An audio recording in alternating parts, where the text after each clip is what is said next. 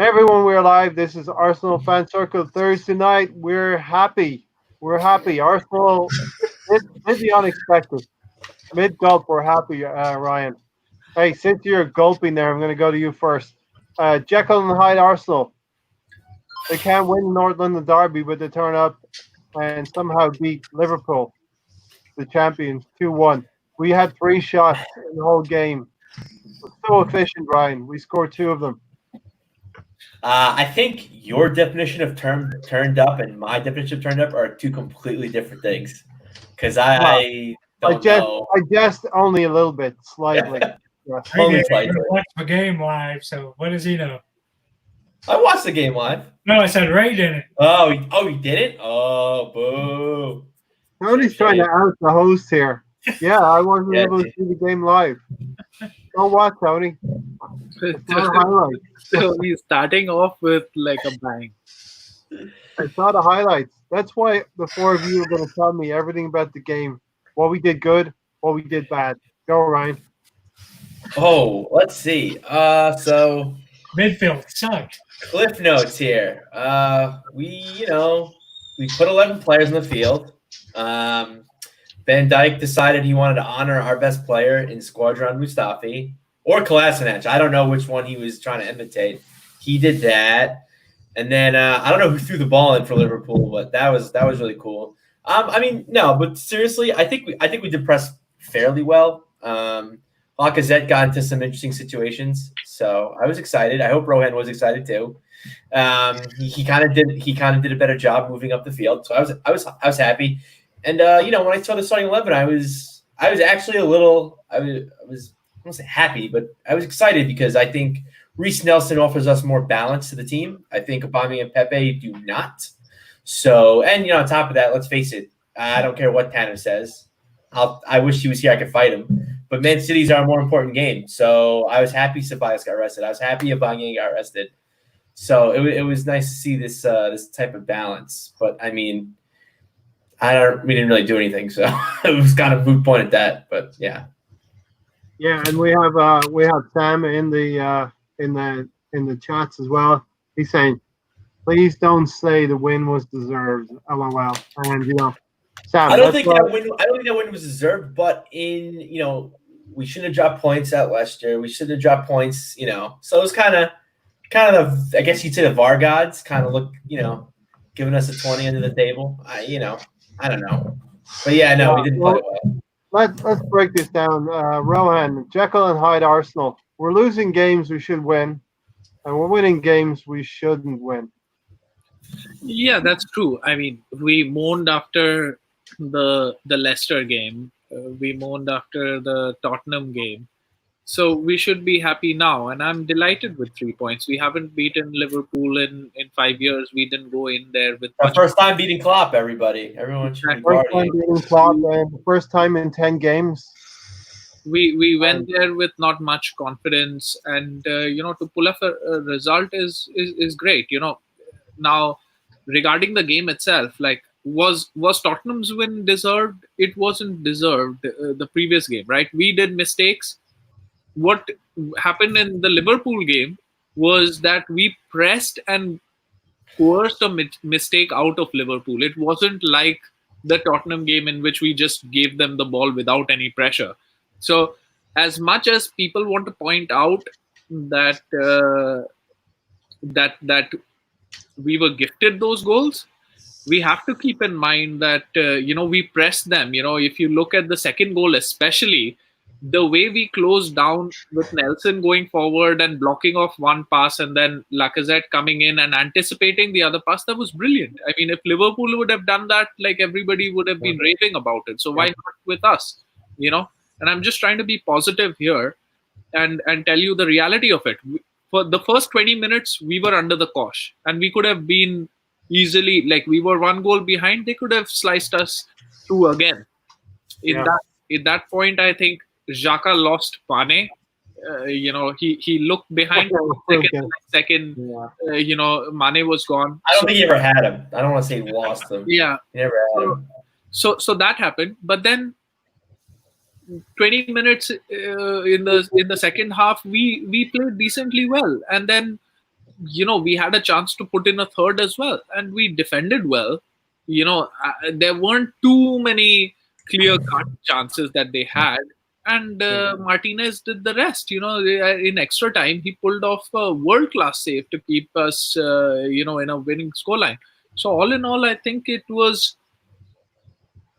You can't say it was deserved, but it was not undeserved as well. Yeah, it was an unexpected result to beat Liverpool for sure. I thought we would get a result. I was talking on. I think most of us were on the Bearded Gooner podcast, so check that out, people. I said I thought we would get a reaction from the team from the North London derby, and yeah, we got a reaction and then some. I thought we'd get a 1-1 draw. But Tony, nice segue. I'm going to come to you next. Rohan point, and we're going to talk about a little bit of good stuff, and then we'll get through the whole game. Nice segue. Lacazette and Nelson working very, very well, like Rohan said. It was a little bit of a trap that they were setting for Liverpool in that left back area of the pitch. And Lacazette anticipated the pass from Allison and intercepted it, got it to him, and easy goal. Yeah. Really, really good industry as well from Reece Nelson to force Virgil van Dijk, who's been probably used to getting cheap free kicks against him.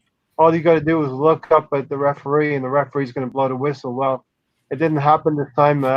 Forced Van Dijk into a bad pass, an ugly pass, like a Kolasinac pass almost. And Lacazette was on to it very, very fast, Tony. He's made a good turn to get there to give a shot. I thought he might miss it with the way the angle was. And then for the second Arsenal goal, Lacazette perfectly anticipates what Alisson is going to do in that situation. He had it read the whole time and found him wide open and got the goal.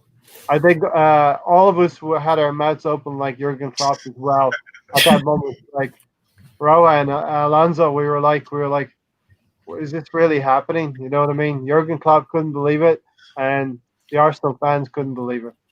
Yeah, I love his facial expression. Yeah, exactly. But, the pass from Lacazette after that, after getting the ball to Nelson was great, and that's the position that he also needs to take. I have to get that in there, right? Like Lacazette, the issue is that Lacazette is not there in that position generally to receive that cutback, right? So, you have to be in and around the box to score goals. And, he showed that if he's in the right place, there was a good pick out by Lacazette. Nelson did well. He was calm, composed. He knew that he had time on the ball. In fact, when I saw it live, I was like, pass it to Pepe, pass it to Pepe. Right there on the doorstep. Right next to him. And he could have done that, but he finished it. So, all credit to him. First Premier League goal for him. Great confidence from a player to have the confidence in himself to do that. But Sam is exactly right. We delighted with the win, but they were on holiday, and Liverpool have definitely took their foot off the pedal once they won the league. 70% possession, gave us 2 goals. Now, I have to say, we engineered some of those chances as well through our pressing. But they had 24 shots as well to our 1 shot beside the 2 gifts. Exactly. I mean, these are things that happen, and Liverpool do that, and everybody praises Liverpool like anything, that they are a pressing machine. So why aren't we taking some credit of doing that? And their play might have been not with that intensity, but that has nothing to do with the lineup. The lineup was as strong as it could get. The only person missing in that starting 11 was Henderson. That was the only change that happened in that team. He put out a very, very strong team against us, and the team didn't perform. And we weathered the storm. When it was important for us, we got the goal. I mean, huge credit. And it's hard. Sorry to interrupt you, Ray, but it's hard to. I do want to give us credit, but I think it's hard to give us credit because I don't know if you guys have ever seen the 2 great movies growing up: The Big Green and the Little Giants, we were both of those teams combined in the first 20 minutes of the game. And the fact that the Big Green, we were just literally running. We were like chasing Liverpool the entire, almost the entire half, just running around, chasing the ball, all 11 guys, just doing. And then kind of I say Little Giants too, because I would say the last like 20 or so minutes. I mean, I shouldn't even say the players. I was the one. I was screaming the whole time, blow the whistle, blow the whistle, blow the whistle, end this fucking game. I'm done. I couldn't deal with it anymore. So it's tough. I want to give us credit, but when I go to two like rascal movies in Big Green Little Giants, it's tough. But yeah, I'm 3 points, so I'm not complaining, but I am. Yeah, but like Arteta said, right, the difference between the teams in terms of quality is huge, and we have to understand that, right? Like there were points in the game, especially in the first 20-25 minutes, when I was counting the number of passes that we were able to make, and we couldn't even make 4 passes together before we gave it to them. Just didn't have the confidence. We don't have the understanding. We don't have that play. I would imagine an Arsenal team to be making 10, 15, 20 passes without issue, but we couldn't even muster up 4 or 5 passes in a row. We just kept giving the ball away. So it's not like Liverpool weren't trying. Maybe mentally they weren't able to push hard enough because they won the league, which makes the Invincibles achievement even better now. But the outset or the mindset rather was to win the game from Liverpool side, and they couldn't. Yeah, shout out to Urban Ghost. It was a nice surprise to see us here at 2 a.m. for him. So thanks for joining us, Urban Ghost. He said if that's what it takes, we need to win ugly. And to Rohan's point, Jurgen Klopp said, if you don't have that intensity, if you stop playing for 5 minutes, you're going to lose a game like this in the Premier League, But want to go to Alonso next and get your brief take on the game overall. So we go deep into it. I kind of thought that since we had a lineup as well, we sort of have issues with the formations, and we sort of know what our formation is, and so I think that Arteta knew that Liverpool was still going to come out with a strong team. So I think that's why the back three was important. But I think we've had 4 goals now, 3 goals caused by other teams' misfortunes. So I think it's pretty remarkable that Lacazette is still he has that ability to stay focused, because those mistakes can't be hard to be caused by. I think that Lacazette's focused to make those mistakes into goals, or at least goals and assists to Bruce Nelson. So, you can't be lapsed in the Premier League. You can't make mistakes, and we of course capitalize on those mistakes. And however, towards the end of the game, I think Martinez has some great saves as well. So I think that sometimes you have to win ugly to get more self-esteem for your team, more confidence going forward. And I think that'll help in a Man City game as well. Yeah, I mean, it'll definitely help the players to buy in, Tony, when you win a game ugly like that against the champions. They have been crowned champions. 2-1 against Liverpool, and the players will listen to Arteta. He's got a blueprint for the future. Yeah, hopefully they buy into what he's selling them.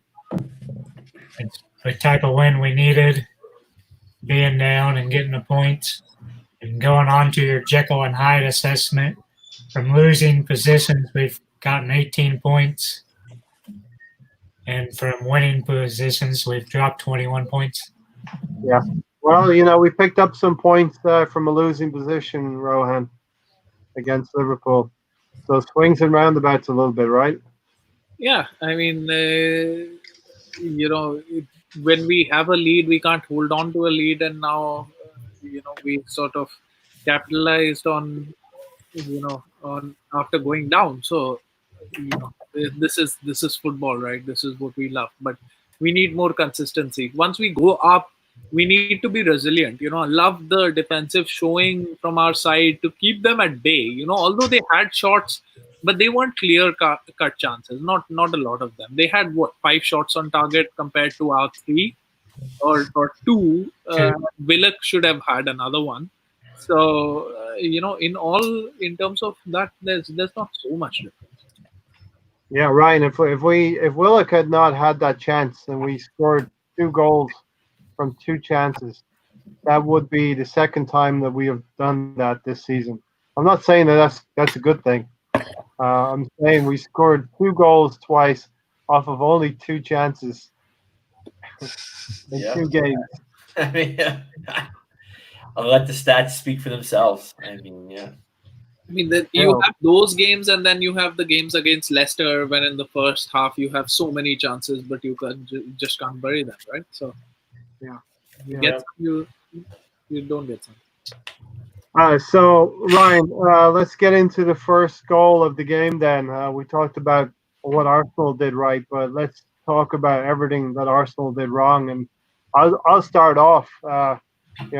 Martinez hits the ball out, and it's not a great pass from the goalkeeper. Robertson challenges Cedric for the ball, and Cedric's not strong enough in the challenge, but he probably thinks his midfield won't amount to much. But we have like a house of cards. Our defenders are like a house of cards. Once one side starts to fold, the whole house comes down. So, Robertson drives forward into the left corner, and for me, David Luiz gets pulled way too far out of position, out of the central defensive area, and gets attracted towards the ball, like Rohan said in the last podcast, like an insect to light, And Granit Xhaka is just never going to be there to cover Mane, who scores, right? Yeah.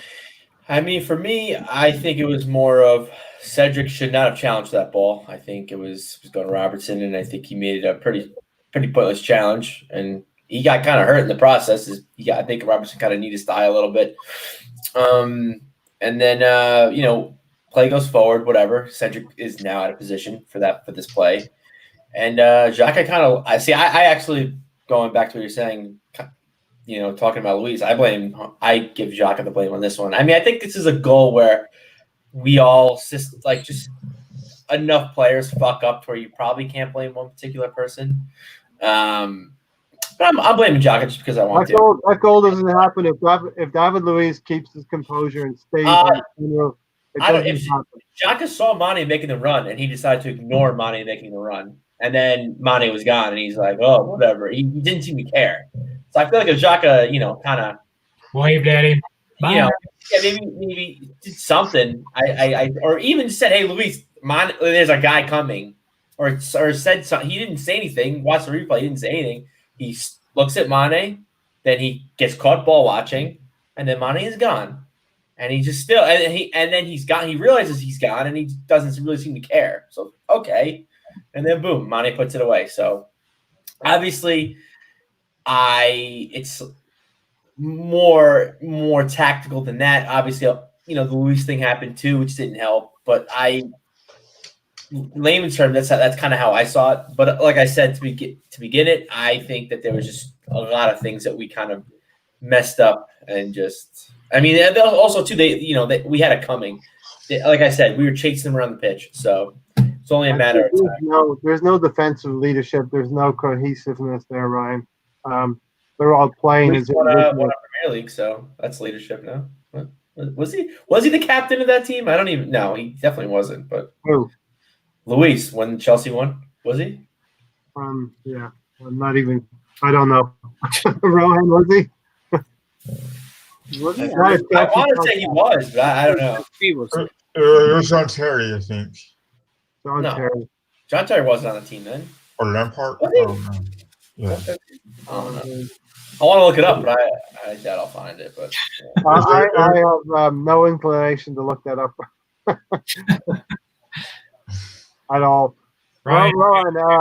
Rowan, we're split here. I'm blaming David Luiz. I think it was I think it was a series of errors, right? Like like Ryan said, maybe Cedric should have judged that he wasn't going to get to that ball, because that's not the only time he did that. He did that once more also in the game when he clattered somebody else trying to go for that ball, right? So he needs to have that judgment, that flight, or a judgment of flight, whether he's going to get there or not. Because as soon as we're in the back foot, then the mistakes were compounded. I don't know what David Luiz could have done, because he was trying to mark the run, or he was trying to chase the run of Robertson, because Robertson had overlapped. So Holding was caught square. Robertson was going in, so Luiz went to him, which is okay. I mean, somebody had to go in there. Xhaka looked behind and he saw Mane for 1 second, and he looked at the ball, and by then Mane had gone. Now, of course, what people need to remember is, and what footballers often forget, is that people score goals. Spaces don't score goals, right? So you have to, you have to mark the player. You don't even have to look at the ball. You have to look at the player. But it's easier said than done. The speed at which it's happening, and once Cedric had made that decision to go in and he didn't get the ball, we were on the back foot. So each time we were getting compounded, and that's how the goal happened. In the end, I don't think it was completely Xhaka's mistake, because even if it was Kante, he would have been caught there. I don't know what David Luiz could have done differently, because he went to the ball because he was covering the overlap run. It was just defensive, disorganization all over, really. It was a poor team performance then. And a cohesive move from Liverpool that sort of pulled us apart. But we need to remember this. We need to remember this, that City are the champions at doing this. How many times have they caught us on the cutback? They have caught us on the cutback many, many times. And if I see that tomorrow, I'm going to lose my shit. It was John Terry, the captain of Chelsea. John Terry, nice call, Alonso. Yeah, good call, Alonso. Stephen, we should be celebrating what we done. Well, not going on about what Liverpool done badly. So that's all the Liverpool stuff. And Tony, do you want to let's talk again a little bit about the press? I was very impressed by the speed of Lacazette, the quickness. He was almost as if he was a split second ahead of everyone else. He seemed to be faster to the ball, quicker thinking, and he was able to, especially for that second goal, get the ball really, really quickly to Reece Nelson. Yeah, it kind of helps when you play 5 or 6 positions in the first half, about 20 different formations. He's all over the pitch. Yeah, he's anticipating everything they were doing. And let's not get gassed up too much. A little bit. Liverpool were a little bit on the beaches, Marwan. Drunk pool. Why are you saying that? Like, were they on the beach when they played Watford as well? Like, I mean, they had a strong team. It's not like they had a bunch of youngsters playing there. And when have they've beaten us easily. They had 70% possession. They had 24 shots on goal. In the last minute, they tried a worldie. What makes you say that they weren't trying? They were trying. They just weren't able to score. And some of that is ours as well. Why not? I think they were trying, but I think, my proof in them not completely being there is their 2 goals. Van Dijk. All right, so the goals that we scored were what? Van Dijk and Becker's fault, right? Those 2 are probably the newest Liverpool players to join the team, and they kind of solidified the team and kind of brought the team together. And we're like, okay, and they also probably fuck up the least, maybe make it someone else. So I mean, to say that, see, it's tough because I agree with you to an extent, but I also think I don't think they're at the beaches, but I also think they didn't really I think they're kind of almost, I don't want to say having fun, but it was just brain farts. Here's the thing, Rowan. I think if we played them 5 more times, we wouldn't get a 2-1 win.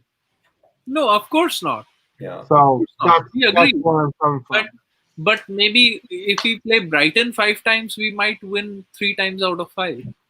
So, but we lost two times in the season. Jesus Christ. And this Don't bring is up why, Brighton, please. what? I said, don't bring up Brighton. I'm still scarred from that game. I mean, that's when I put the banner up, Jekyll and Hyde team. I'm talking about Brighton, as Rohan knows. I'm talking about winning away to Wolves, which was unexpected. I'm talking about beating Liverpool 2-1, which was unexpected. I don't think not many people predicted that we would beat Liverpool. Last 2 weeks I have been very down and I have been negative about everything that has happened. We shouldn't have dropped points against Leicester. We shouldn't have dropped points against Spurs. So if we picked up points where we didn't deserve, why don't we rejoice that? I'm definitely gassed about it, stoked about it. And let me tell you that I predicted 19 points out of the 10 games that we're going to play. And we're on 13 points right now with 2 more games to go. So, but we didn't pick up the points in the places where I kind of expected them to be. That's the only thing. And I will say the reason why I'm not as happy as you guys is because I thought when we play Liverpool, Man City, we're going to win one game, lose the other. I thought we'd lose against Liverpool, and it was on. I think it was on this podcast, or maybe the Bearded Gooner. But I said we would lose against Liverpool and we beat Man City. So we beat Liverpool. So I'm like, oh fuck, we're going to lose to Man City now. And let's face it, I'm planning. Loosely planning, being a tattoo of Arsenal crest on my chest, and then the very right top, it's going to say, "It's the hope that kills you," because that is our motto. Yeah. It's we're set up for we beat Liverpool, bring on Man City. We're gonna, we've never lost to Man City in an FA semifinal. Like, let's do it. But and I'm trying to be positive. I want to be happy. I'm excited. I mean, I'm not gonna see the game live, but I'm not saying we're gonna lose. I'm not like, oh, we're fucked. But it's just this club has done so much to me, and again, it's the hope that kills you. This club lures you in, and like, look, we beat the champions. Look at us. And then it's like the same as the Tottenham game. Who did we play before? We beat the Wolves, right? Like, beat the Wolves. Tottenham were playing like shit. Jose's a piece of shit. Like, we got this. And then what? And then it's just I've just seen it so many times. It's just more apathy, maybe than anything. Ryan, I've seen more positive signs than to help Rohan out as well, cheer him up a little bit. I've seen more positive signs than I've seen negative signs. I see positive signs, but at least for me, most of the positive signs that I see, it comes from our manager. The things he said after the game about our transfer window definitely got me excited. Yeah. There was movement in my pants. I was very, very excited. But again, he could talk and say all the things he wants to say. I want action, show me action. Bring these players in, and I'm going to be honest, it will be tough, and I do give him that. It's not going to be easy to bring players in, and we also need to face the facts that there's a lot of these players on this team that all 5 of us do not want to see anymore. They're going to be here next season. We're not getting rid of all these players. No. You think John is leaving, Mustafi's leaving, Kolasinac is leaving, Socrates is leaving, David Luiz is. You think all these? Get the fuck out of here! No, we have a section. We do have a section about coming up a little bit later about how we're going to generate some cash. So keep your prime candidates. Selling myself in the corner. Yeah, Ryan, keep your prime candidates front and center there. Norma is excited about the transfer window and about what Josh Kroenke said, possibly getting Malang Sarr, Willian, Partey, and continue on loan. It all happen. Right now, I would just take Partey and a couple of other minor signings, plus shipping out 4 or 5 of those players that Ryan is thinking about. Yeah, we got to do a lot of selling, but I just don't think we're going to do as much selling as we want to, which is unfortunate. Who wants to talk about Rob Holding and his impact in that game? I will, because I gave him my man of the match, and I thought he was a monster, and I love him. And it's funny because shake it all you want, Tony, because you're a Saliba fanboy. Anyways, I like to talk about Holding because we had a similar discussion at a previous podcast about we couldn't figure out our best center back. I'm not saying Holding is our best center back, but he put in a fucking monster performance, and he showed that he's not afraid of anybody. You know, the picture of him standing over Mane, kind of the Muhammad Ali-esque was it was nice. It was nice. We needed. Ryan, he's trying to put a portfolio together of his career, like he did that to Diego Costa, and now he did to Mane. Yeah, not all center backs. Not all of our good center backs are going to be $55 million. We got it from Bolton for what, $5 million? No, yeah. So I'm excited. I'm not saying he should start. I'm not saying him and Saliba should command the back two next season, but I do think he needs to maybe get some more games in and maybe be considered more because, I mean, look at our center backs. So, yeah, he definitely should get more game time next year, especially if we're not bringing anybody in. So, yeah. All right, shout out to Charlie and James in the chats, and they're asking about the flood situation. Oh, boy. It's definitely putting a downer now on the podcast. I don't know. I think people are crazy. I personally, I'm not the biggest AFTV guy. I'll be honest. When I did watch it all the time, and but I kind of, I haven't like the past couple of years, but I did see the whole situation, and I don't think what Claude said was racist at all. I think people just misinterpreted it because it was sun that came off. So I think people assumed it was racist, but I think the DVD comment was directed at the entire Tottenham squad. Harry Kane could have came off. He would have made the same comment about how DVDs. And I don't know why you're shaking your head, Tony, because it's exactly what it is. He's calling them DVDs because everything that they do, they want to put on DVD. Winning the Audi Super Cup DVD. Harry Kane scored 200 goals. Guess what? He's probably getting the DVD. I don't know who's going to play him. Someone who likes to drool a lot, probably. But I don't know. Whatever. I'm sure people have different opinions, but I think that there's other stuff in the world, and especially in the Arsenal circle, the Arsenal fan circle, to be worried about. Certainly. No, I agree. I think I agree with you. Whenever Tottenham come up with a famous win, there is a famous DVD to come with it as well. Do I think that the comments were helpful? No, not at all. But I don't condone it, though. Yeah. No. So, anyway, Rob Holding, Rohan? Rob Holding, great performance. He showed fight. I like the fact that we changed it up, right? Like we had Luis was the only center back who played from our previous game. So Kolasinac out, Mustafi out. Both of them were terrible in the previous game. Holding came in and he did a solid job. He reminded me of that Holding from the FA Cup final, and when he was an important player for us. He's not the fastest player in the world, but I think he can do a job. He has passion and fight. He's not afraid of names, and he doesn't lose his head. That's what you want. And great performance by him. And let's not forget, he's coming back from a big ACL injury. So this is exactly what Rohan said. I love it. Exactly what I want to see. I want to see the fight. I want to see the passion, and I'm all for it. And he showed more passion than the three of our center backs did against the Tottenham game combined. So I want to see him more going forward. Sam said if we don't buy a center back, who's your preferred back three? If we're going to play with a back three next season, I think we're going to go with a back four, and I think tomorrow we're going to play back four as well. But my preferred, if you're going to push me to a back three, it would be those three. But Mari and Saliba, I think, would be the starting two in a back four. I agree with that. I would actually, Tony's going to kill me, and I'm going to sink in my seat a little bit. I would actually change Saliba out for Luis. I hate to say it, just because we don't know what he can bring to the table. I'm not going to put somebody.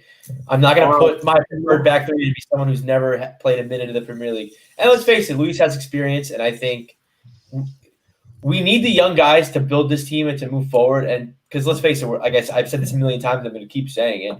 We're not going to be good next year. So we do need to build on our young guys. We need to play our young guys as much as we can. But we also need that experience too. I'm not saying I want that starting three as my back three for the entire season. No, I think if Saliba can get into the team and do a job, yeah, I want that. Yeah, I want the back three that I don't even that Sam Greenwood said. I would. That's like the ideal three for me. But like for right now, first game of the season, I don't know. I just don't. I can't. My heart can't do it. So you're going to go with David Luiz. We know all we know about David Luiz. You're saying he's better than unknown quantity in Saliba. I mean, I don't know if he's better, but he's just Saliba's just an unknown quantity. I just don't think it makes sense to throw in a 19-year-old into the toughest league in the world right away. It doesn't make sense for us. We're asking him to get hurt, and other stuff. And look, a great 3 points for Arsenal. We're going to take that every day of the week. Maybe not every day of the week. Maybe a few days in the week. Where we play badly and we get an ugly win, we hold on. We have that defensive solidity. Keep Liverpool at bay for 70% of the game. Rohan, 24 chances, and some great saves from actually Emi Martinez. We got to talk about Emi. Great saves from Emi. Not many. He had like a few, maybe one or two great saves. He did well. Don't take anything away from him, but it's not like it was a De Gea performance at the Emirates, right? It's not like he was constantly being bombarded and he had to save it all the time. They had 5 shots on target, out of which they scored 1. So he made 4 saves technically. That's what has happened. That's the reality of the game, right? And he's done well. His distribution kind of put us on the back foot for the goal that we conceded. But he's done so well since the time he's come into the squad that's forgiven for him. And one thing that the reason why I'm more positive about this game is because I've hated for years when Arsenal has performed well. In our opinion, Arsenal has performed well and we've lost or we've dropped points, right? Sometimes I'd rather play badly and win than play really well and lose, right? So that's the point. Sometimes there's a bit of sadistic joy that you get if you get a point where that you got away with one there. James is asking, will Arsenal get European football for next season? What are we saying, my fellow Gooners? So that leads us perfectly into the next section. And we don't want to be talking about top 6. We'd rather be talking about top 4. But the reality is that we're on the lower end of the middle part of the table. We are a mid-table team now. The league table does not lie. But with this win, we have a situation where possibly we have something to play for in these last 2 games, Tony. And something that Arsenal, this is another test. We were talking about this in the green room before we went live. Another test for Arsenal. So the season will not be over past this weekend. We need to pick up maximum points against Aston Villa and Watford. 2 teams who we should take care of if we're going to challenge for top 4 next season, Tony. It's wins we need to get, we should get, but we still have to depend on other teams to lose if we're going to get top 6, top 7. I think our best chance is still going out and winning the FA Cup. Yeah, obviously we would love to do that. We have that history of doing that, Alonso. We have the history of going through the FA Cup, but Arteta said that we need to push on both avenues here. Yeah, we have history at FA Cup, and we have players still in the squad that won that FA Cup in 2017. And, I think that if we play the right players, and we have to be mistake-free, and that's important. Also, we know that we have Aston Villa as well as Watford coming in, but So for some reason, we always make this game so difficult and so hard to play in because we have these mental mistakes that always happen, and so that's why I'm always nervous because no matter how bad Villa have been, no matter how bad Watford have been, they always cause a threat, so we can't afford to lose either way. And yeah, we've upset a couple of teams in the FA Cup before, so there's no saying that why can't we do it this time around as well. Yeah. And you can see from the banner down here, we need maximum points, Ryan. We need 6 points. You had some misgivings about if we're going to pick up maximum points against away to Villa. It's not going to be easy, and at home to Watford. Yeah, I mean, two teams that are fighting to stay in the Premier League. I think they're going to throw everything at us. Watford lost to West Ham today. I wasn't. I obviously wanted Watford to win. I don't want Watford to have anything to play for against us. We definitely should get 6 points. Don't get me wrong, but it's going to be tough. And like my chest tattoo will say soon enough, it's the hope that kills you. And I think with everything set up and put into place, like all the games that we see on the screen right now, I definitely see us. Passing. I could see Chelsea beating the Wolves. I don't see Sheffield beating Southampton. Maybe tying Everton. Since the 4 recent points that we need. and we just need to pass 2 of them. We don't need to pass all 3. So I think that's our best way. And I. People say, "Oh, Sheffield's got such an easy, run of fixtures." Southampton's only lost to 1 team since the restart. You know what that team is? These guys. So again, it's the hope that kills you. But yeah, I don't want to say we're sitting pretty, but things are looking good. But that's when they're looking bad. So. Yeah, Rohan, is this pulling you back in a little bit? I'll go through it. Well, we need to win our 2 games for 6 points. Wolves need to get 3 points or less. They're going to play Chelsea at home and Palace away from home. So that's definitely doable. I think Chelsea can win that game. And if you look at the race between top 4, between Chelsea, United, and Leicester, Chelsea have to play United and Liverpool both away from home. Yes, they have to play. Manchester United have to play Chelsea at home. Chelsea don't have to play United. Chelsea have to play Liverpool and somebody else. The United game is at home. The United game away from home. United and Liverpool away from home. They have to because the United game is in the FA Cup. They have to play Wolves, right? Because Wolves is playing Chelsea. Play Wolves. We play Wolves. Could have got me there. Man United have to play Chelsea and Leicester, and Leicester are playing Tottenham and United. So it's going to be difficult, and they're going to need to do everything they can for the top 4. But for us, Sheffield United, as Brian said, we have to hope that they get only 4 points or less. And Tottenham, I think that should be easily done for Tottenham. They could get 4 points or less at home to Leicester and away to Palace. Yeah, I draw one of those games. See, the way I look at it is that we can only get our 6 points, and then we are depending on everyone else, right? We're right now in 9th. The team that's occupying 7th right now is Tottenham with 55. That's 2 points ahead of us. So, what we can do is we can win our games, and then we have to wait and see what the other teams do. It's not within our hands. Is it achievable? Yeah, definitely. I mean, the other teams need to mess up. But what we need to do first is get those 6 points, which we haven't always seen to be so straightforward, right? So let's get the 6 points and let's see where we end. Let me ask you this question. We have similar situation to last season.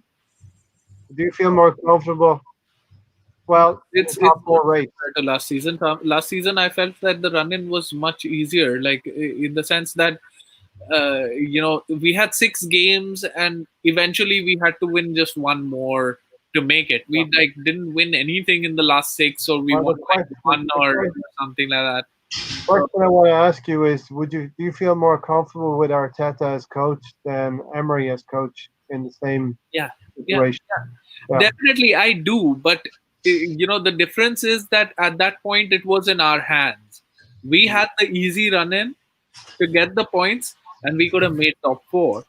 We didn't do it. Now it's not within our hands, so we could we could smash uh, Aston Villa as well as Watford 5-0 in each game, and that wouldn't matter because it's not within our hands. So we have to watch other teams, and we have to hope that it's favorable to us. There are some interesting ties there because Leicester is playing to get into the top four, and they're going to be playing Tottenham. That is one fixture. Liverpool playing Chelsea doesn't really matter for us because they're just too far off. Four race. So, but the last game of the season is Leicester and Man United, which again for Leicester will be important. But again, it doesn't matter for us because that's top four race. So we get your 6 points and don't worry about anyone else because it's Am I being a big Debbie Downer? Or am I just like I'm just excited for the transfer window? I don't even really care. Like Europe would be great, but if we don't get it,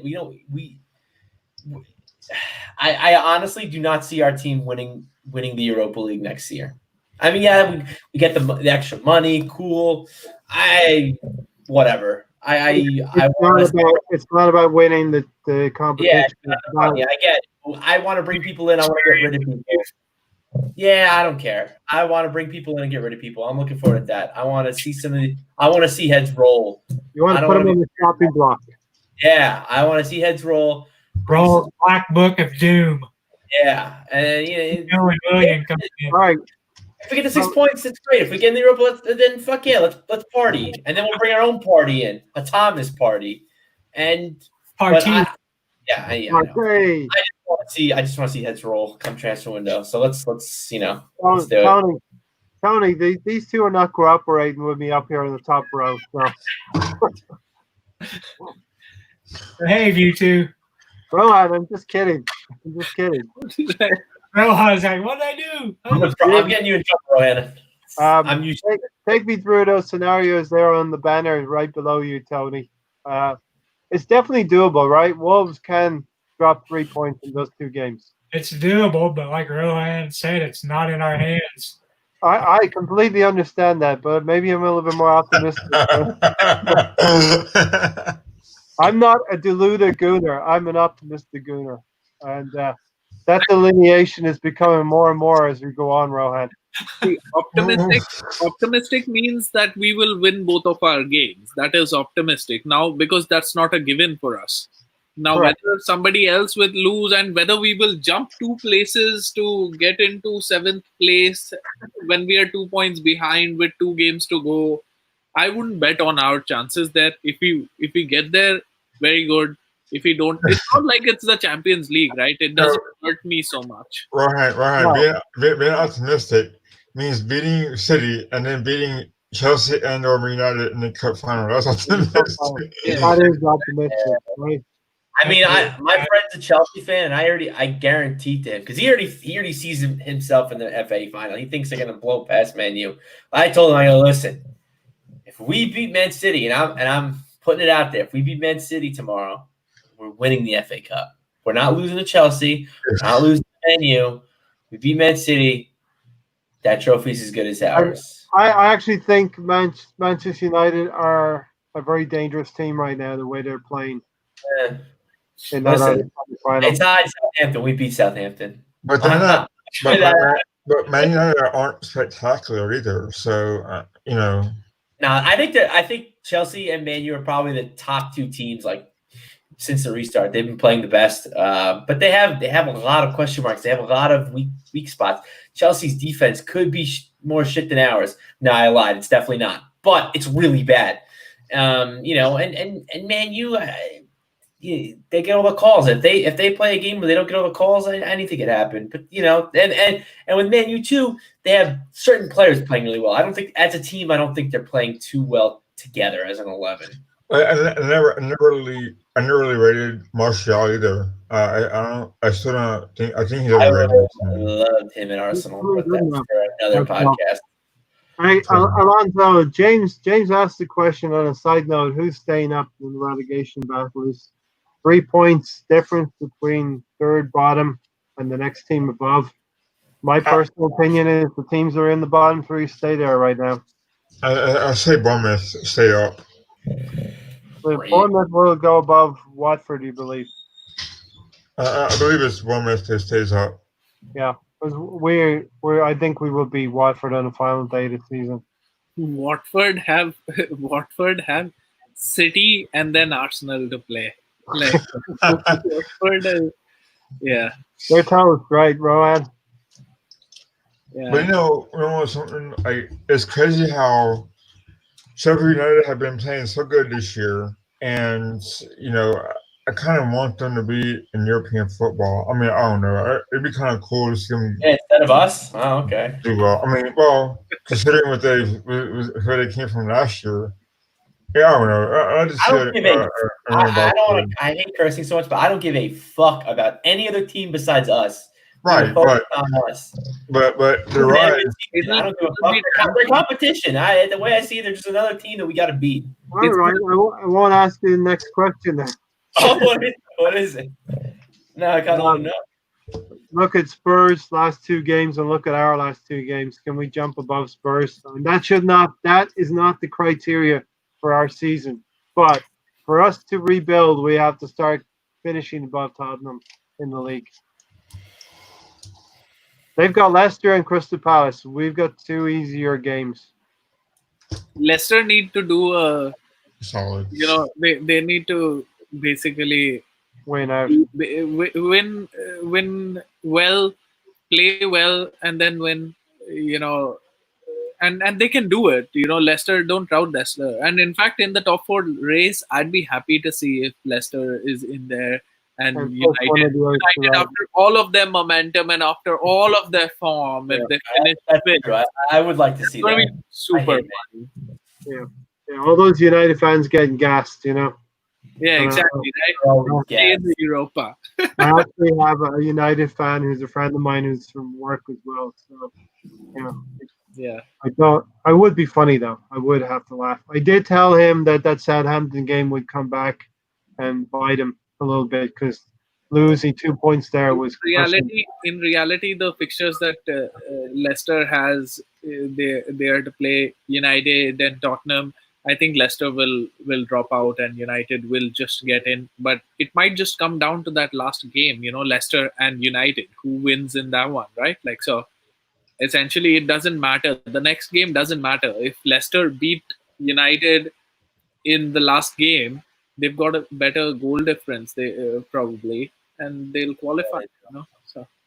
But I agree, but they do. Yeah. My point if Arsenal don't get European football, they will struggle to get high quality players. That's probably true as well. Yeah, I think so, but I don't know. I mean, again, I'm not behind the doors, but I think Arteta could be almost Wenger-esque and bring some of these players and kind of convince, hey, listen, join up. We might be bad next week. We might be bad the year after that, but I have and if he lays out his game plan, tells the guy what he wants to do, I think he could sign a lot of these people up. And don't forget, we have people that are out on loan that I'm not saying Smith Rowe is going to be in our starting 11 next season and win us the title, but I think he's someone we could look at going forward. I think there's other people in our academy that we could look at going forward. And, you never know. You could get that Rob Holding signing, for $5 million in Bolton, and he could do wonders for us, See, that's the thing, Ryan. Like, I think somewhere we should just think about looking at players in England who've been playing in Championship or the lower teams in the Premier League, because I think they could make a difference as well. I mean, look at Eke from Bournemouth. He's not that bad. Just plays for a crappy team. Yeah, he would be great. And exactly, Alonso. But definitely the word is that Partey is interested still to come to Arsenal under Arteta. The Premier League is a big pull for African players as well. Mm-hmm. The prestige of playing in the Premier League. Like Gervinho? Huh? Like Gervinho? Like Gervinho. He's an Arsenal great, Alonso. Put some respect on that name. All of these rejects, Arsenal rejects, Jabinho and Mickey, and all of them tearing it up in the Serie A. Finally, yeah. I mean, look at us in the song. I mean, he was on his way, but he went to Barcelona and messed that up. So, I mean, it's not all bad. I mean, players have succeeded. Barcelona B, like all our other players. Yeah. Arsenal A and Barcelona B. Sam said Chelsea next season potentially lining up with front three of Pulisic, Werner, Ziyech, and Havertz behind the cam roll. That would be scary good if they pull it off. Yeah, but who's their back four? I was just going to say, are they going to be top heavy? Like, That's exactly what I was going to say. They're going to be top heavy. A little bit like us, you know what I mean? They're addressing the forward areas. Team 6'5" with Kepa making But like they have a better midfield than ours right now, clearly, right? Like with Kante and Kovacic and Jorginho and all of these players, they've got the only thing I think Chelsea need to sort out is their defense, and in their defense, it's like as P is getting old and whatever. I mean, it's not a Chelsea podcast. I don't care about that. Fuck Chelsea. Yeah, Ryan. hey! Ryan started all this shit talking about Chelsea and captains and all that. Why am I analyzing what Chelsea need to do? I think guys are saying shit. Go over to the other side of London, Ryan. Oh, DWTT, new face around here. Thanks for joining us. And yeah, I did a podcast last weekend with some Liverpool fans. Check that out. What we want to see is improvement. Liverpool did that 4 years ago, and it didn't happen overnight. They got to a Champions League final with a dodgy goalkeeper, and they got some money out of it. Was able to reinvest in that. Got Alisson and Van Dijk, two great players who never make mistakes at all. And they have a scouting network. We just got rid of 13 scouts. Yeah. So he's saying, don't we just want improvement? And that's what we want to see, Ron. We want to see improvement. The number of blocks from defense and the pressure the forwards put on the back line, the goalkeepers, how the next three and hopefully fourth game should be played. Yeah, hopefully a fourth game. I trust Arteta. I think he says the right things. I will not judge him only on what he's saying, but the last interview I think was the most impressive interview because he didn't try to hide behind the board, or neither did he try to protect the board. He ousted them, right? He said that the quality is the difference in quality is there to be seen, and I need the players. You can see that there are players that need to be changed. A lot of times managers don't go out and say that. They say that, we have quality and we will. Wenger had said this so many times, right? We have quality and we will buy only if we can improve our starting 11. And then we wouldn't, and then we would say, oh, there's so many players that are better than us, right? So Arteta has acknowledged that our players aren't good enough. And if he is not back, now we know who to blame. That's great by Arteta. Yeah. Last game I forgot to do this. The Tony Don Juan Man in the match. I don't know if we want to go back to the Tottenham game, but Tony, give us your man in the match for the Liverpool game, Tony, and we'll pick it apart. It's going to have to be who dominated the first half for us, and that's Lacazette. Yeah, I personally can't argue with that. He was on his toes and ready for that ball, the mistake to put it in the net, and he was on his toes again to give the assist for Nelson. He was. I liked how the front three performed. I liked how Lacazette showed intent, how he went in, how he went round the keeper. You always love a goal when they round the keeper, right? So all of these were great. Lacazette is a big shout, but ultimately we just had 2 shots on target, right? So you can't really have your attack as the man of the match, in my opinion. And the mid You have defense when you allow 24 shots either. they were trying their shots, but there were only 5 shots on target, right? Like 5 shots on Right, target. they were limited as well. One was in the last minute that was from outside by Naby Keita. So in between the goal and the last shot, there were 3 other shots. So, in my opinion, I think it was one of the defenders, and actually, like Holding, who was really good. That's Yeah. my opinion of it. But Thanks, Lacazette bro. was really. I was impressed with Lacazette. I'm very, very happy that Rob Holding came back, and I always wonder if the pressers, the press conference, they ask questions. What about Rob Holding?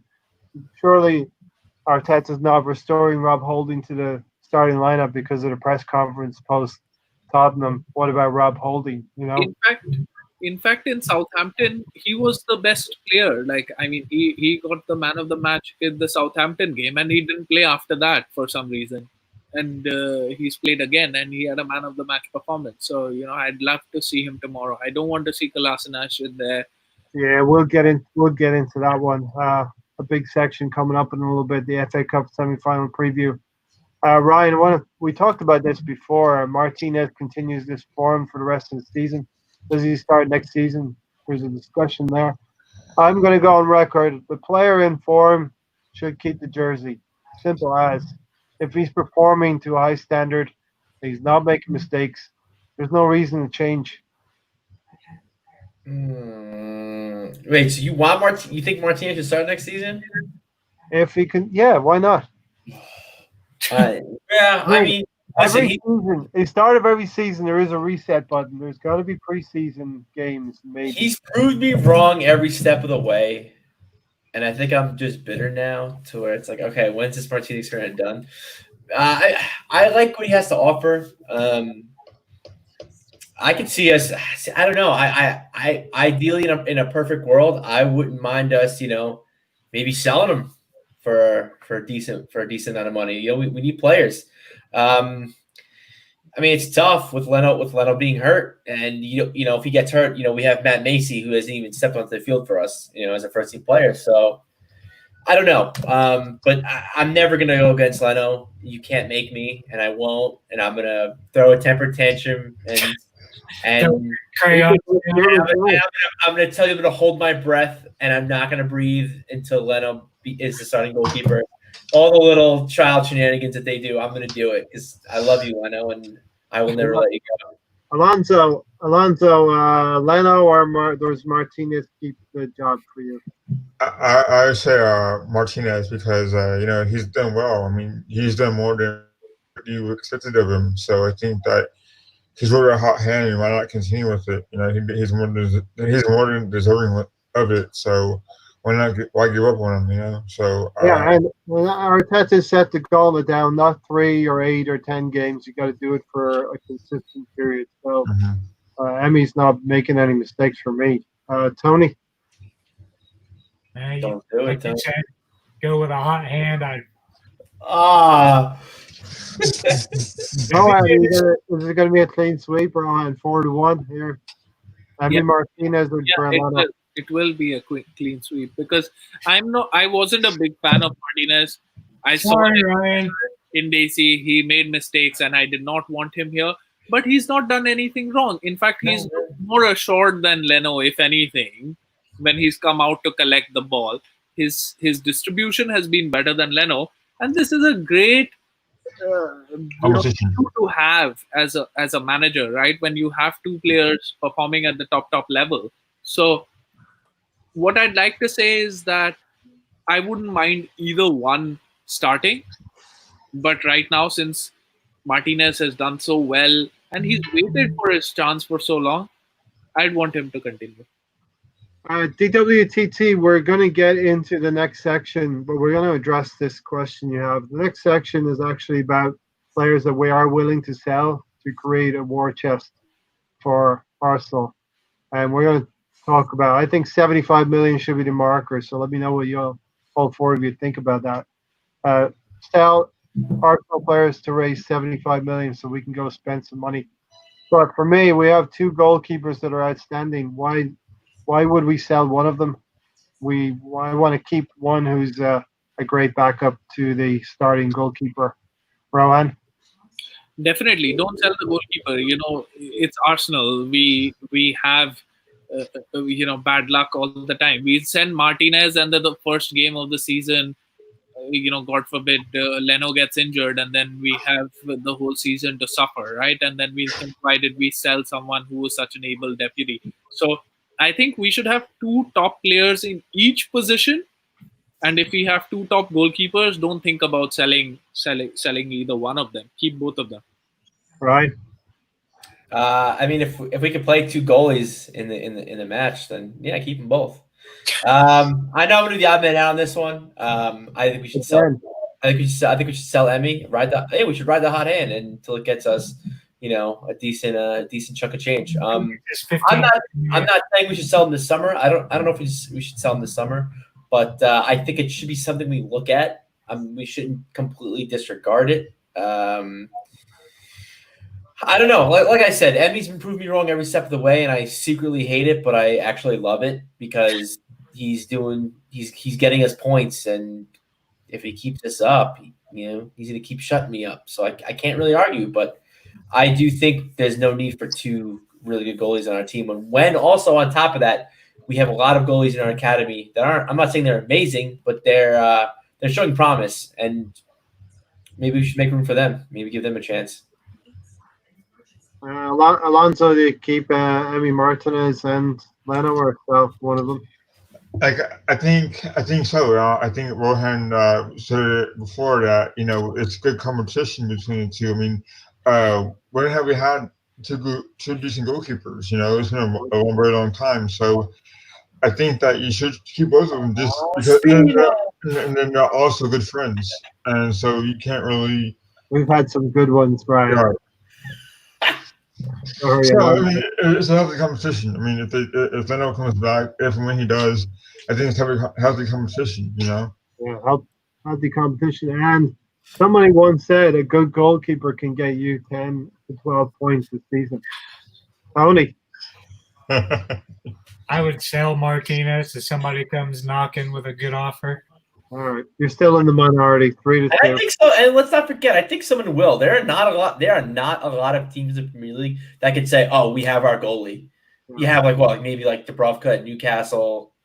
I mean, I don't know. I mean, Ederson's okay. I guess Ederson and Becker are probably going to pass on this, but Kepa, like Sam Greenwood said in the chat, they're trying to go for Oblak apparently, which I guess I will probably cry if they get. I love Oblak.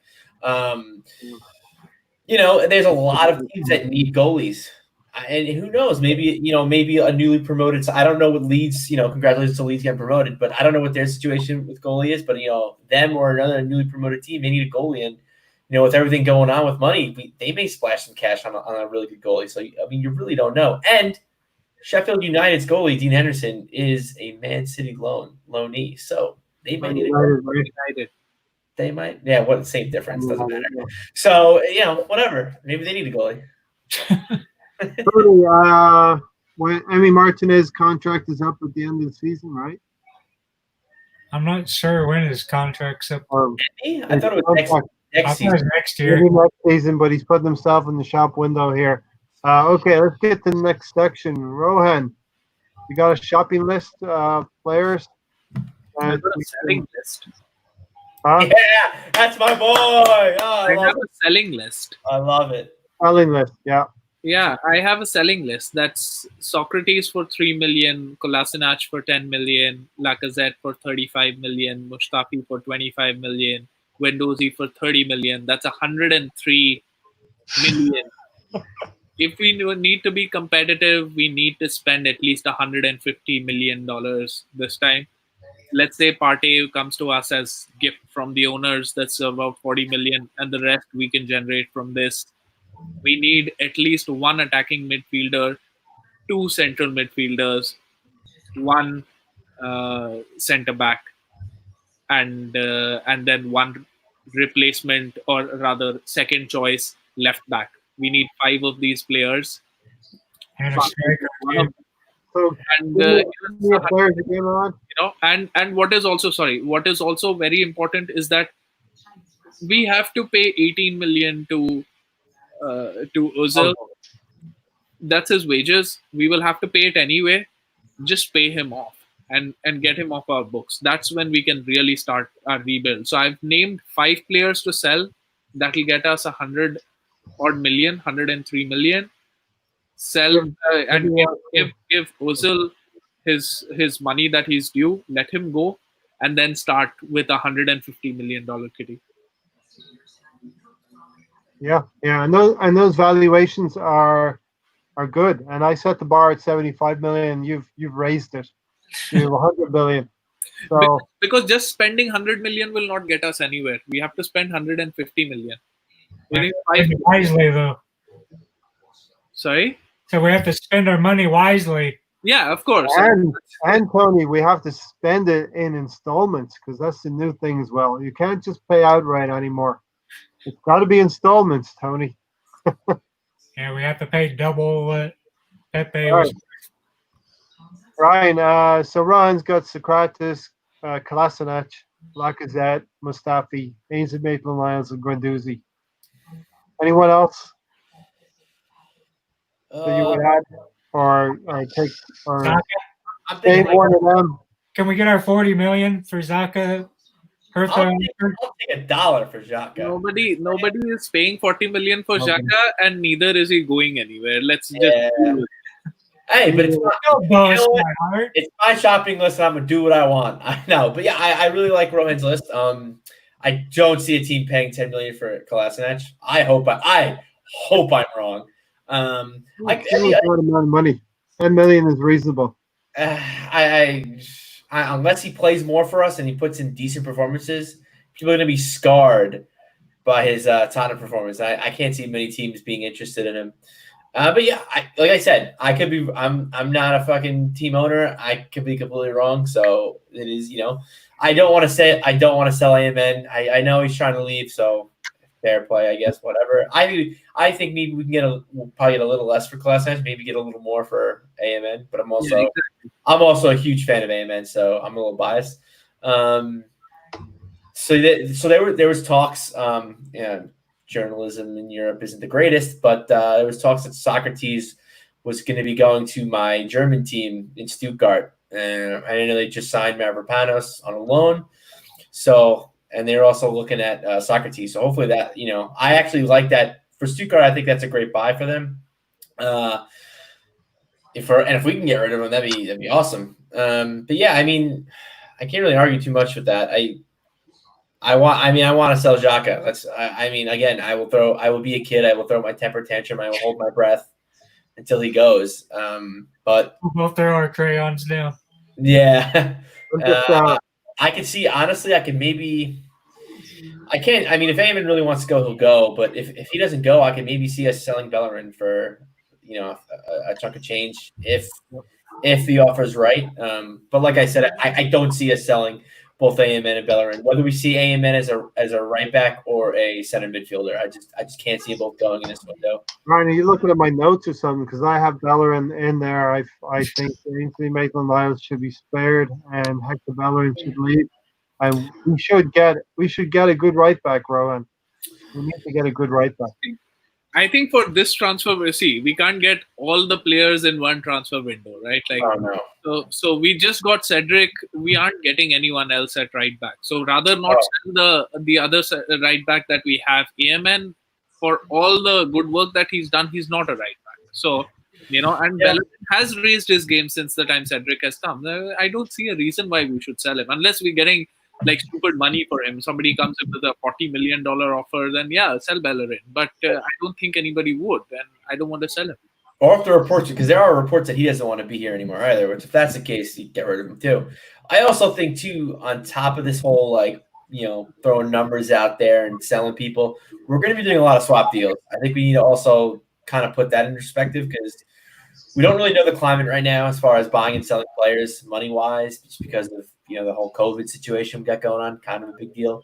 So I think there will be a lot more swaps. I think we can accomplish a lot. I think and I brought this up on other podcasts, and I think this podcast too. I think Guendouzi we can get a really good player for.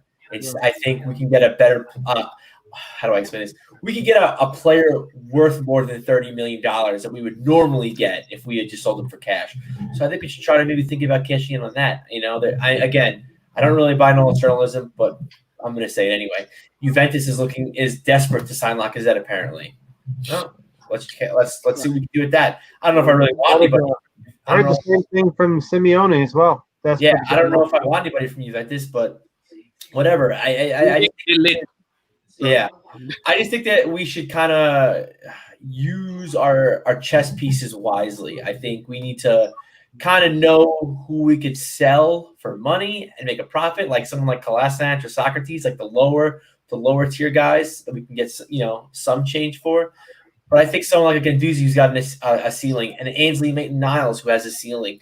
Even Bellerin. I think some of these guys that don't want to be here and they have a ceiling. I don't think Bellerin has a ceiling anymore. He's not getting any better. I think he played decent for the last 2 games, but I think we should definitely try to cash in on a swap deal. And like you put up here with Sam Greenwood, I drool over Ake. I love Max Aarons. I'm impressed with Canwell. I don't know if I really want him in the team, but if we could get him, that'd be nice. I shouldn't even say I drool over Ake. I drool over Grealish. Grealish is like my number 1 signing. I would almost favor him instead of Partey, but not really, just because Xhaka is so shit.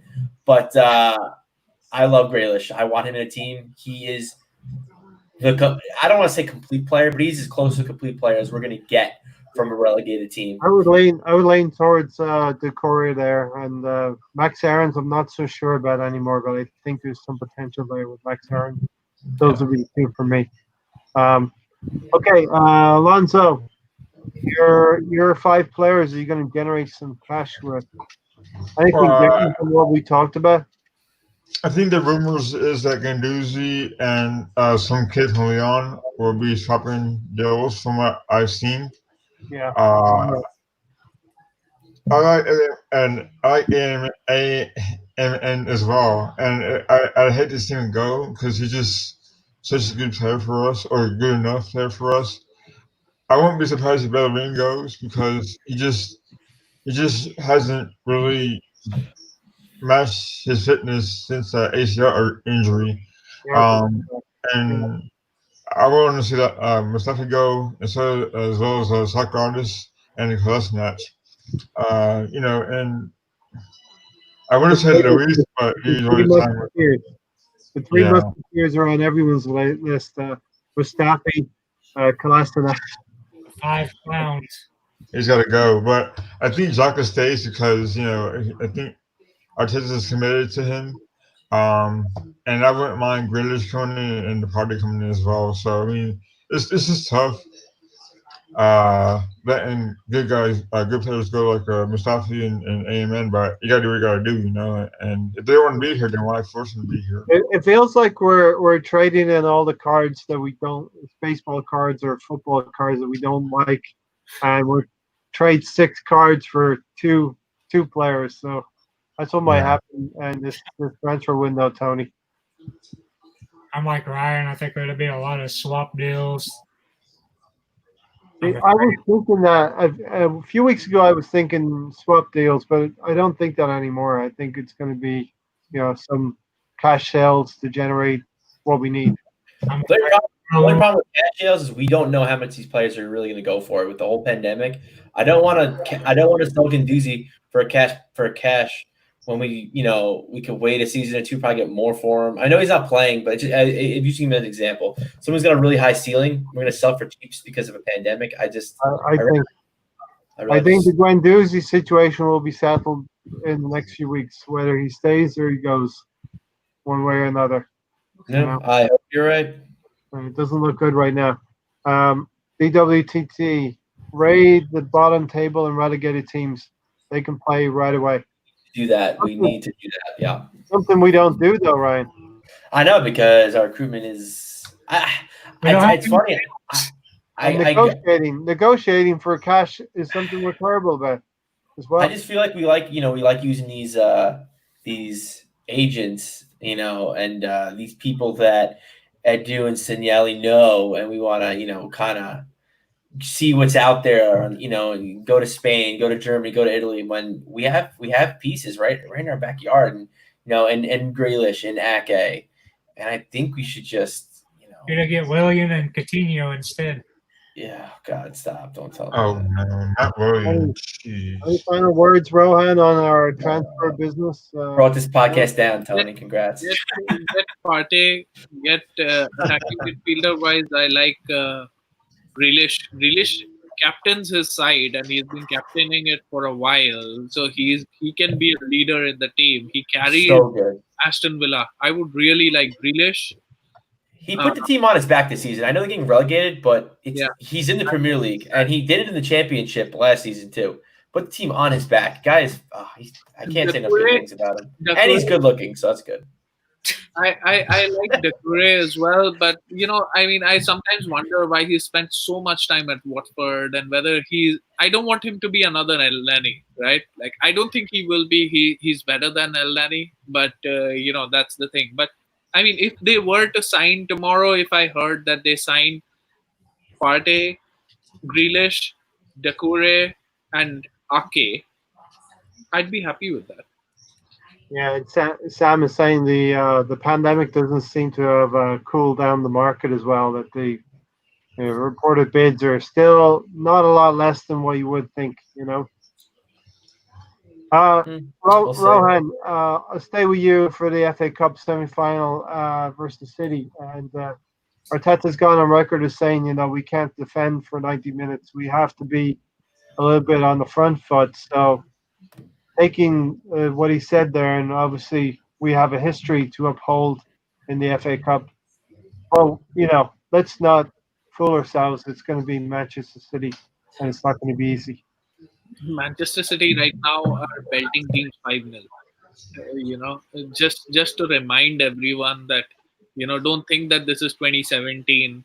I mean, even then we went in as underdogs, but we had big game players like But right now, I think Manchester City is might be a step too far for us. Like I said the last time, I never predict an Arsenal loss. So if I predict a draw, that I'm likely mean that we probably won't make it. And for me, this is a 1-1 draw, right? Like, who's your danger players in the City team? Obviously, Kevin De Bruyne is. So what I would do, and if I don't see this tomorrow, I'm going to really blame the team or Arteta. Is that there needs to be Torreira in the team tomorrow, and Torreira needs to man mark KDB. Because the most dangerous player is Kevin De Bruyne, who takes up positions behind the striker, who goes right, who goes left. Sometimes he's the striker. He's everywhere. And he is the main focal point. If you shut him down, at least you have something. But it's not easy to shut him down. He is right now the top 3, amongst the top 3 players in the world. So even if there is Torreira, I don't expect him to stop De Bruyne. But without Torreira man marking De Bruyne tomorrow, it's going to be a very long game. Actually, I agree with you. I think I said that before as well, that we need Torreira that hopefully he's come back into the team to get specifically for this game to man mark Kevin De Bruyne. And I think that he can do a decent job on De Bruyne, and we need to dedicate one player on our team to nullify their biggest threat. Ryan, any thoughts on that? What do you want to see? I completely agree with what Ryan said. Although completely agree with him, I don't think we're going to do it. Just doesn't. Yeah, you're going to see Xhaka and Ceballos again, right? Yeah. Imagine Xhaka trying to man mark KDB. That'd be fun to watch. Not really. But yeah, I mean, I don't know. Like I said, I thought we would surprise people and win one of these 2 games. And in true Arsenal fashion, we win the first game just to get our hopes up, just to lose this game. So, I mean, Aubameyang's going to start, wow, my head's blanking. So Saliba, I can't even say his name. My head's just in a Saka? Is it a plural? No, not Saka. Ceballos. Yeah, I couldn't figure his name out. My head just went blank. Miles. Well, they're definitely going to play. I mean, you can't not play Lacazette, right? And they're probably going to play Pepe. I don't like the balance in that front three, but I think that's what's going to happen. Maybe Saka as a left wing back, Tierney as a center back. You know, things that like look good on. He could go back to the Leicester game and play Saka, Lacazette, and Aubameyang up front. I can't see him. I don't know. Like put Pepe on the bench, maybe. He didn't really do much. Or at the back, an extra man in midfield would be Torreira, man marking Kevin De Bruyne, and Saka and Ceballos. 4-3-3 in effect. We're going to match. I think we're going to match a game where you just. I don't know. Like it's tough because it's such an important game, and I care a lot about formation and tactics. But I almost think that this is the game that Arteta is going to be like, "Fuck this! I'm going to find my 11 best players, and I'm going to somehow figure them out and put them onto the field in some kind of facet." I don't agree with it. I don't think it's good balance for us because our 11 best players, I don't think, is our 11 best players together as a team. So it's going to be. I couldn't really nail down the 11. I really can't. I think it'll be. I think it'll be definitely a closer game than a 3-0. But I'm with it's tough. I think we'll lose in extra time. I can't see Pepe starting this game. I just can't see Pepe starting this game. Alonso? If I were Arteta, I'd put in a 4-3-3, and I would start Saka, and I would maybe start Bruce Nelson, and I would start Rob Holding. They have to be on the pitch. Or maybe Joe Willock. Because that has speed, you have the man mark, Kevin De Bruyne, and I think having Torreira start is important. It's tough to say about Xhaka because he's just a mainstay now, but it's just a tough decision. I think Arteta.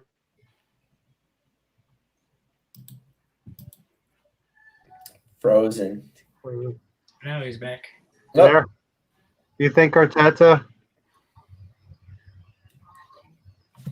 You're just saying you think Arteta.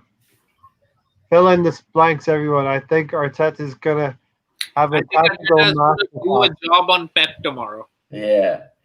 The thing is, I agree with Rowan. I really want to see, and Alonso, I really want to see Torreira play. I don't think he's playing. I don't think he was that great, even though I thought he was, because I think I was just biased and I was happy to see him on the field. He didn't really have a great game, and I don't think Arteta's going to play him. And same goes I don't think Nelson's going to play.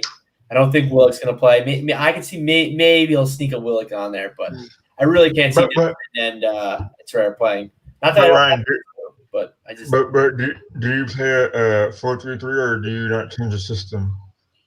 I mean, if it was me, I'd play 4-3-3, but I'm also not Mikel Arteta, so I think he's gonna play a back three. I don't agree with it. All right. The right move. I just think that's what he's gonna do. I think he has to play a back four. The back three is just ceding too much ground to Manchester City, ceding too much possession to them. So then do you start? I think he knows they're going to have possession on us. I mean, like you'd be dumb not to think they're going to have possession on us. They will have possession, but I think that we will also have our chances. They are a more expansive team than Liverpool. Than Liverpool, right? Like they will try to press, and we'll have chances in behind. We have to keep an eye out. We have to play the early ball. Pepe and Aubameyang can be crucial here. They just need to bend their runs, and if we look at their runs, soon enough, we can cause some problems there. So that's what I think about it. Arteta knows these Manchester City players better than anyone else. We have to contain them. Tomorrow, but we said that when we played him the first game. I will see progress. I will see progress tomorrow if Manchester City don't score any goals on the cutback. that's Ryan, is this a game where we sort of like keep the game nice and tight until it opens up in the second half and Arteta changes things up, maybe brings Pepe on and starts playing on the counter a little bit more? The longer it goes on, the longer the more confident we will become. We should be. keep going back, weathering the storm, because eventually they will unlock us. So, we can't do that for 90 minutes. We have to make sure that in the middle, De Bruyne is locked. If De Bruyne has a bad game, we've won part of the battle. And then we need to control the cutbacks that always come in and haunt us. I think KDB is going to unlock us like a 16-year-old's bra at prom night. I think our best chance is just hoping that, Martinez has a really good game, and I think our defense can put a shift in. But, I mean, as far as containing KDB, I don't think it's going to happen. But, I hope I've been wrong so many times. I really hope I'm wrong right there. If Torreira is given that sole task of shadowing. I hope so. Arteta's not going to play Torreira. He didn't play well. He hasn't really played. This is probably our most important game of the season. You're gonna start Torreira. So who marks Kevin De Bruyne? Is it somebody? They're not gonna have someone mark. They're not gonna have. We're just gonna play what we play, and just hope we pull. I know Rowan. I can see Rowan's face. I don't listen. I don't agree with it. I don't agree with this. I'm just telling you what he's gonna do. You think you can go up against Manchester City without a plan? You go there without thinking about Kevin De Bruyne, and you're going to come out with anything. Well, we had the first game of the restart, and Arteta knows Pep, and he knows Man City, and we had the doors blown off us. I think he's going to keep Ceballos and Xhaka in the midfield too. Do I like it? No. Do I want it? No. I just think that's what he's going to do. Ryan. Yeah. I'm not saying 4 heads is greater than 1, but you've been outvoted throughout the podcast 4-1. Yeah, but I agree with what you guys are saying, and I want to do what you guys are saying. I did with him. Me agreeing with you guys and what Arteta's going to do are 2 different things. Just because I think what Rohan said is perfect. Torreira needs to be on that field. Is it going to happen? I don't think so. You can't not do it. You can't not do it. Let's go, Tony. Tony's been listening to us for a good 10 minutes. What's your take on it, Tony? Arteta hates Torreira. He's not going to play. Then put Luis in to man mark. He won't do it. Jesus. Luis will get sent off in the first 10 minutes, just like he did the other Man City game. Don't let him be in the box. No, he's in midfield. All right. Let's say it's not 10 men in the first 5 minutes. Ainsley Maitland-Niles, could he do that job? He can. I would love to see AMN. Like I told you, my dream midfield would be, I guess for this game, it would be Torreira in the middle, kind of tucking back a little bit. You have Saka on the left, and on the right. I know you guys disagree with me. Don't care. That's what I want. And I want Torreira to man mark KDB. That'd be dope. But it won't happen. It's a wet dream. Yeah, exactly. It won't happen. Do we all agree that we want him to back 4 for tomorrow? Yeah. Yeah, definitely. Midfield 3 at least. Even if you play back 5, I'm okay with it, but you have to play 3 in midfield. So that 3 should not include Lacazette. Right? Our front 3? Midfield cannot be a false 8. False 6. I would disagree with you. I have to disagree just because Lacazette always scores in big games against big teams. Yeah, which is why he needs to be in the box. I don't want 2 midfielders. Yeah, no, I agree. To say, Lacazette was a 3rd midfielder. What? Oh, you're saying you don't want Lacazette's a midfielder. Okay, yeah. It was a false 6 and as Sam Greenwood said here, Sam, thanks for joining us. Wenger never cared about the opposition. We had a better team back then, of course. It's a philosophy that you can't focus on one player, but I would agree that Kevin De Bruyne needs to be stopped to limit their play. Now, let's say we nullify Kevin De Bruyne through Torreira or Ainsley Maitland-Niles. Then we're looking at Sterling and maybe Mahrez as being the main dangers, right? What too? Like they have other weapons. It's okay, Once you've gotten De Bruyne, you've nullified a big threat. That's the biggest threat. He can pick out a pass, and Sterling becomes a challenge only when the ball reaches him in the box, right? Like till then, we can sort of control it. It's not like they're gonna whip crosses in. They don't have the height, so we don't have to worry about that. playing a 3 at the back for me is just wasting a body, because it's not like they're playing with two attackers, right? Like they're probably playing with a false 9 tomorrow, right? Like what's the point of wasting a player there, and having, We've seen, Rohan, that playing 3 at the back almost lulls our back 3 into a false sense of security. The Kolasinac is going to be Kolasinac if that happens. I'm not saying he's going to start this game. Yeah, if he starts tomorrow, oh boy. Yeah, I think. I think here's my team. I think Saka is going to play up front with Lacazette, Aubameyang, Tierney, and maybe Bellerin as the left and right back. Now, who's going to be our central defenders? Rob Holding and Mustafi. It's got to be Holding Luis. You have to. Holding and Luis. Yeah, I'd go along with that. Maybe we'll see Mustafi. And Granit Xhaka will be in midfield with Ceballos. And hopefully Rara. Yeah. That's the best 11. No. It definitely isn't, but it's the 11 we're going to go with. I can't. I'm sorry. I can't do it, Xhaka. Next to my girlfriend or something. I can't. He's useless. So we'll close this out and we'll put things in context here. To get to a semi-final, Tony, to get to a semi-final all the way to the FA Cup semi-final under Arteta is not a bad achievement. We've beaten Bournemouth, Leeds, Portsmouth, and Sheffield United on the way. Yeah, but we can go out there and get 2 wins, get my FA Cup, and be in Europe. Realistically, we have to look at this as a big task, something akin to beating Liverpool. Rohan. It's going to be tougher because Man City are the form team. Liverpool weren't really in form. You'd rather go into this game with a win on your back rather than a loss, right? Like that would be a draw and 2 losses.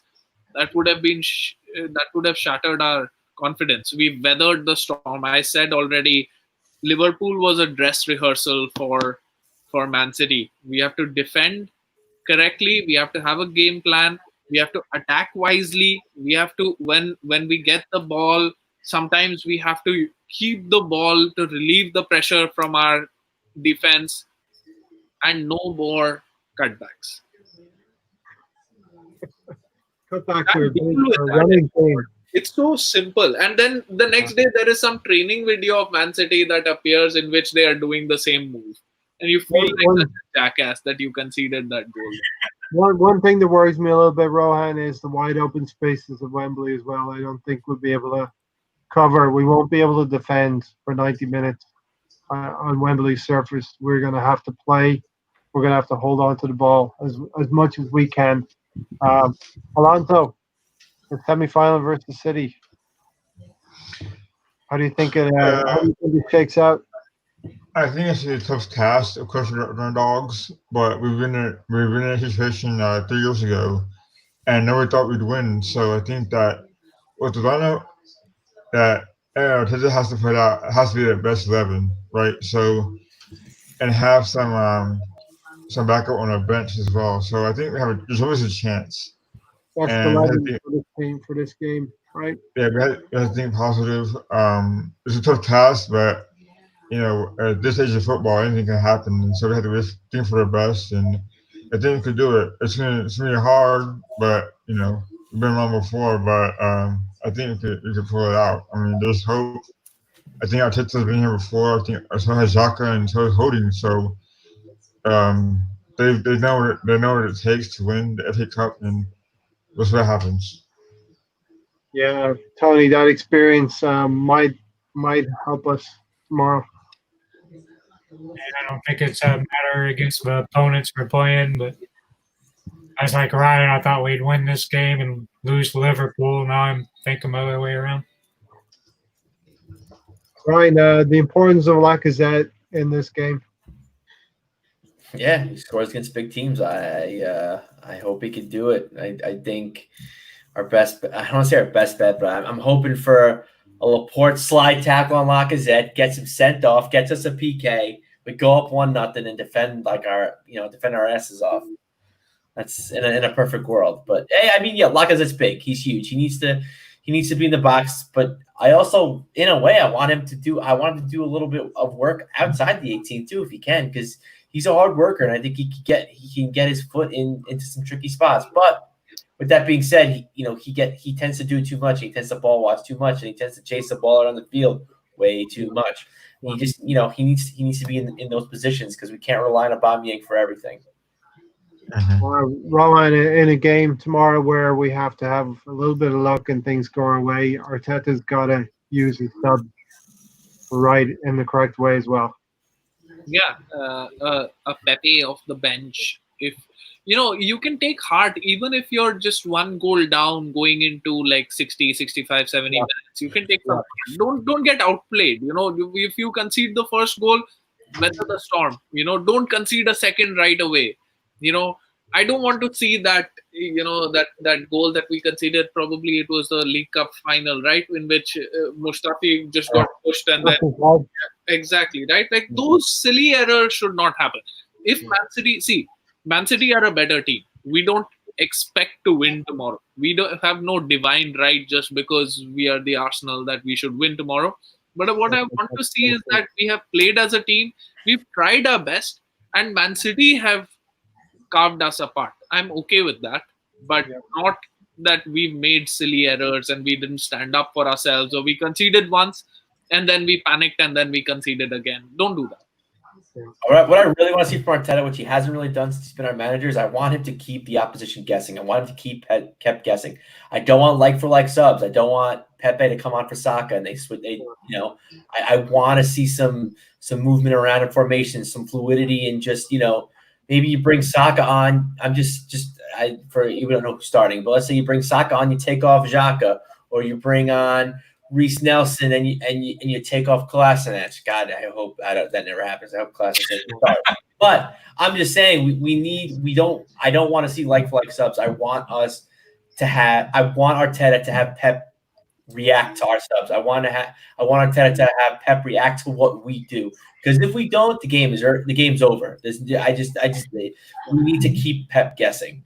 It's a game where we have to be on the front foot, like you said, Ryan. We have to be on the front foot. We have to be, as much as our players can, dictate the game. Maybe not through possession, but dictate the story of the game, let's say. But yeah, because we have guys on our team. Like, Man City on paper may be better than we are, but we have guys that can show brilliance and can will us to win. We have an Aubameyang, we have a Saka, we have Tierney, we have other guys too. And I think if we could just utilize them and they have great games, and then on top of that, Arteta just has Pep guessing at what he's doing. Why is Saka playing center back? Why is he doing? Why it's just. I want it to be a guessing game for Pep. I really do. Not saying I don't want to buy me in net, but keep guessing. We've won 13 of these trophies. A lot of them under Wenger. We won 7 under Wenger. We won the most amount of trophies, and who's to say we can't do it? It is a cup competition after all, and let's go forward with optimism. But realize that it's a tough task. And we're almost at the end of the season. And listen, let's enjoy it. We've only got a few more games left, and this is one of the marquee games before we finish with 2 more league games. Rohan, that was my final thought. What's yours? Do us proud, Arsenal. Show us some passion. Show us some desire on that pitch. Don't get treated like you're gonna get brushed around. I hate the fact that now for Man City, we are almost a training ground exercise, right? Like they test out their players against us. Foden gets some minutes, and injured Sterling gets some minutes, and they just brush us aside like 3-0 every single time. Like and at some point, I feel like Pep just feels bad for us and doesn't go for it, and that's why we haven't had a real mauling by them. I want us to be counted tomorrow to end the game and say that we gave everything. And, there are some things that we know tactically that is going to happen. Try to control De Bruyne. If you give De Bruyne space, you're a goner. try to control the cutbacks. If you give them the cutbacks, you're a goner. So these things, if are controlled, I think we have a chance. All right, Tony, your final thoughts for tomorrow's game and in general? I'd put up there 5% and tell the players are to get 5% more money if they get 2 wins. The financial incentive. I love it. Alonso, your final thoughts for tomorrow's game? Like I said before, it's gonna be a tough task given our team right now. We're not particularly the best in the league, but I think there is, if Arteta knows Man City like he does, I think that we have a chance, and it'd be important for us fans and for transfers coming in that we win at least this game to prove that we're still in it, I guess. And we'll see what happens. I mean, I'm confident that we'll play for pride and not get blown out. I think that we'll play for something tomorrow and hopefully to win. That's a good point, Alonso. It's a high-profile game. Players around Europe will be watching it, and we want to put up a good show for any potential targets, Ryan. Yeah, I mean, like Rohan said, we can't let Man City walk all over us, and we can't go to that ground like we already lost. But on top of that, we also can't act, like we're the champions of the world because we just beat Liverpool, and we can't be big dick swinging. We got to have that middle ground where we're confident, but we're collected, and we're going to put in a full 90-minute team effort. I haven't seen that yet, but it's the hope that kills you. So you're halfway there. You got a few words on your chest already. Yeah, I know. Probably more than I should, but we don't need to be cocky with Liverpool, but we don't want to be, Yeah, I think it's the perfect fixture playing Manchester City right after Liverpool. That the feet will still be on the ground. I don't see any of the Arsenal players saying that we're there yet or thinking that they've beaten Liverpool. They knew the circumstances under how we did it. They'll know the good stuff that Arteta inspired them to press a little bit here and there, and they can maybe look around the dressing room and look at each other and say, "We've got a chance here." If we just start making Manchester City doubt themselves a little bit, who knows what can happen? No penalties, red cards. Yeah. Can Referee. we make bets the over/under on David Luiz getting a red card this game? Ooh. I don't know. I don't want to even. I want to go into it. I wonder if Arteta just doesn't start him just because he's that scared. I have a question. Is Eddie available in this match? Eddie and Ketia? Yeah. No? Okay. No. He is. It's been 3. So he is available, right? Well, he was sent off against Leicester, and we played Tottenham and Liverpool. Yeah. Okay. Played 2. This is the 3rd game, yeah. It's the 3rd one. And this counts because it's FA. He can play against Villa and Watford, Tony. It seems like it's been longer than.